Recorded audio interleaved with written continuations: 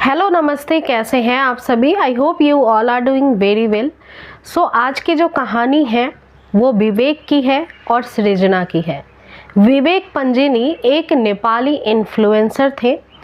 आज के डेट में जब मैं ये वीडियो शूट कर रही हूँ, विवेक अब इस दुनिया में नहीं है, लेकिन विवेक और सृजना की कहानी आज कोने कोने में देश विदेश में गूंज रही है। ये एक ऐसी कहानी है जो इंसानियत की मिसाल देती है।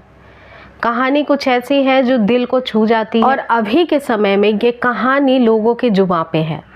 लेकिन हर कोई जानना चाहता है कि विवेक और सृजना की कहानी की शुरुआत हुई कहाँ से थी। आज मैं आपको बताऊंगी कि विवेक और सृजना जो कि अभी वर्ल्ड वाइज फेमस हो रहे हैं, इनकी कहानी की वजह से, इनके स्ट्रगल की वजह से वो क्यों हो रहा है और क्या ऐसी बात है सृजना में जिसकी वजह से सृजना की तारीफ़ें हर कोने में हो रही है। ये कहानी सच में दिल को छू जाती है। कहानी की शुरुआत होती है नेपाल से। नेपाल में ही 1988 में विवेक पंजिनी का जन्म होता है। विवेक बचपन से ही काफ़ी ज़्यादा पढ़ने में सुशील था। माँ बाप का इकलौता ऐसा बेटा जो कि पढ़ाई लिखाई बहुत मन से किया करता था। वैसे तो विवेक के परिवार में एक छोटा भाई भी था, माता पिता थे, खुशहाल परिवार था, जैसे तैसे इनका अच्छे से गुजारा हो रहा था। लेकिन विवेक का जो इंटरेस्ट था, धीरे धीरे जैसे जैसे वो स्कूल की पढ़ाई करता है, फिर वो कॉलेज में दाखिला लेने का सोचता है, तो बचपन से ही वो सितारों को देखकर सितारों की दुनिया के बारे में जानने के लिए रुचि रखता था। अब जब वो सितारों के बारे में पढ़ना चाहता था, जानना चाहता था, तब उसे पता लगता है कि एस्ट्रोनॉट की पढ़ाई के द्वारा हम सितारों के पीछे की दुनिया के बारे में जान सकते हैं। जैसे जैसे विवेक बड़ा होता है उसकी दिलचस्पी और बढ़ती चली जाती है। अपने गांव धारण से ही अपनी स्कूल की पढ़ाई पूरी करता है, फिर धारण के ही एक कॉलेज में भी दाखिला लेता है। बहुत ही अच्छे से पढ़ाई उसकी चल रही थी। जैसे ही वो धारण के कॉलेज में दाखिला लेता है, कुछ ही दिनों के बाद वहाँ पे उसकी जूनियर एक स्टूडेंट आती है जो कि एक फंक्शन के दौरान उससे मिलती है विवेक से, जिसका नाम सृजना होता है। सृजना महज 32 साल की थी और जो ये विवेक था ये 36 साल का था। इन दोनों की मुलाकात होती है, आपस में दोस्ती बढ़ती है। दोनों ही पहले स्कूल के कॉलेज के फंक्शन के दौरान ही मिलते जुलते थे, लेकिन फिर बाद में इनकी जो प्यार की प्रकाष्ठा है वो बढ़ती चली जाती है। दोनों में काफ़ी ज़्यादा मित्रता होती है। बहुत ही ज़्यादा दोस्ती होने की वजह से, प्यार का रिश्ता हो जाने की वजह से इन दोनों का एक जो प्यार का रिश्ता होता है वो 10 सालों तक चलता है। 10 सालों के बाद जब फैमिली वालों को भी पता लगता है इनके प्यार के बारे में, तब इनके परिवार वालों की सहमति से इनकी शादी का निर्णय ले लिया जाता है। इधर विवेक को पीएचडी करना था और वो भी एस्ट्रोनॉट में, फिजिक्स में। तो ये बाहर के कॉलेजेस जितने इंडिया के बाहर के थे वहाँ पे भी दाखिला लेने के लिए एप्लीकेशन दे रहा था। और लकीली विवेक को अमेरिका के जॉर्जिया यूनिवर्सिटी में दाखिला भी मिल जाता है। 2020 का साल था। इस साल विवेक और सृजना की शादी हो जाती है। शादी के बाद दोनों बहुत खुश होते हैं और इधर विवेक को दाखिला भी मिल चुका था यूएस की यूनिवर्सिटी में, तो वो वहाँ पे सृजना को लेकर शादी के बाद रहने चला जाता है आगे की पीएचडी की पढ़ाई करने के लिए। कुछ दिन काफ़ी अच्छे बीतते हैं, सब कुछ काफ़ी अच्छा चल रहा था और जैसे जैसे दिन बीतते चले जा रहे थे दोनों की ज़िंदगी काफ़ी ज़्यादा बेहतर होती चली जा रही थी। इधर 1-1.5 साल बीतते ही हैं, एक दिन एक फ़ोन आता है विवेक के नंबर पे और ये फ़ोन होता है उसी के गांव से। उसके गांव के एक इंसान ने उसे बताया कि उसकी माँ की देहांत हो चुकी है, उसकी माँ की डेथ हो चुकी है। इधर सृजना और विवेक दोनों ही भागे भागे अमेरिका से नेपाल आते हैं। नेपाल आने के बाद जो विवेक है वो अपने माँ के दाह संस्कार को बहुत ही रिचुअल से करता है और जब वो माँ के दाह संस्कार के लिए आया था तब कुछ दिनों के लिए वो नेपाल में ही रहता है। इस दौरान न जाने कितनी बार उसके सर में दर्द सा उसे महसूस होता था।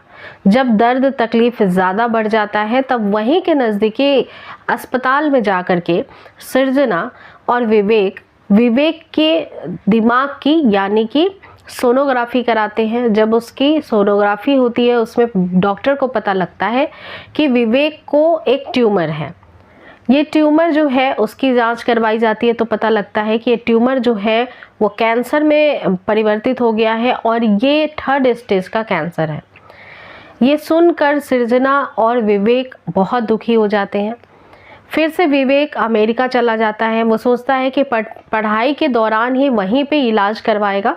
जब वो अमेरिका जाता है वहाँ पे भी जब चेकअप करवाता है तब पता चलता है कि जो 3rd स्टेज कैंसर है वो काफ़ी बढ़ चुका है और अब उसका ट्रीटमेंट जो है वो लेना पड़ेगा और जो ट्रीटमेंट है वो चलने के बाद भी उसके ठीक होने की चांसेस काफ़ी ज़्यादा कम है। इधर जो सृजना थी वो विवेक के सारे ही डिसीजंस में उसका साथ देती थी। बहुत ही एक अच्छी वाइफ थी। वो अपने हस्बैंड की बहुत केयर करना शुरू कर देती है। थोड़े दिन बीतते हैं, लगभग 2-2.5 साल हुए ही थे इनकी शादी को। तब वैसे ही एक दिन पता चलता है कि विवेक का जो छोटा भाई था उसकी मृत्यु एक्सीडेंट से हो गई है। फिर से विवेक एक बार टूट जाता है और इधर उसकी बीमारी भी थी। इन दोनों का तालमेल उसके दिमाग को और उसके दिल को झकझोर कर रख देता है। विवेक किसी भी तरह से ठीक होने की कोशिश कर रहा था, ट्रीटमेंट ले रहा था। सृजना भी इसमें कोई कसर नहीं छोड़ती है। भावनात्मक रूप से, शारीरिक रूप से, मानसिक रूप से वो विवेक की हर तरह से मदद करने की कोशिश करती है। विवेक का पूरा ध्यान रखती है। जब केमोथेरेपी के दौरान, जो कि कैंसर का एक ट्रीटमेंट होता है, विवेक के बाल गिरने लगते हैं सर के, तब सृजना ने भी अपने बाल काट लिए थे। वो विवेक के कदम से कदम मिलाकर आगे बढ़ रही थी, विवेक को खुश रखने की कोशिश कर रही थी। डॉक्टर्स के द्वारा सृजना को एक दिन बताया जाता है कि विवेक की जो आयु है वो 6 महीने से ज़्यादा नहीं है, क्योंकि अब उसका कैंसर 4th स्टेज में पहुंच गया है। दिन ब दिन विवेक कमज़ोर होता जा रहा था। उसकी इलाज जो है वो आगे बढ़ती चली जा रही थी, लेकिन इसका कोई फ़ायदा ज़्यादा नहीं दिख रहा था। लेकिन सृजना को हमेशा ही लगता था कि कोई ना कोई चमत्कार ज़रूर होगा और विवेक की जो ज़िंदगी है वो ज़रूर बढ़ेगी और उसका कैंसर जो है वो ज़रूर कैंसर को हरा पाएगा। लेकिन भगवान के निर्णय के आगे कभी भी इंसान की नहीं चलती है। उसके काफ़ी दिन इलाज चलते हैं। जब तक का टाइम डॉक्टर ने दिया था वो टाइम भी बीत जाता है। इस दौरान जितने भी फंक्शन आते थे छोटे बड़े, जैसे कि विवेक की जन्मदिन हो गई या फिर उसकी शादी की सालगिरह, वो सब कुछ सृजना बहुत ही अच्छे से मनाने की कोशिश करती थी। इस दौरान सृजना और विवेक ने सोशल मीडिया पे भी अपने वीडियोस डालने शुरू कर दिए थे और ये वीडियोस वो अपने लाइफ को लेकर के बनाते थे, डेली लाइफ ब्लॉगिंग करते थे, जिसकी वजह से कुछ लोगों ने उनकी इस कहानी को, इतनी दर्द भरी स्टोरी को समझा, सुना। और फिर एक दिन ऐसा आता है 19 दिसंबर, जिस दिन इनके प्यार की कहानी की शायद अंत हो जाती है। वैसे तो सृजना के दिल में हमेशा ही विवेक रहेगा, लेकिन विवेक अब कहीं दिखाई नहीं देगा।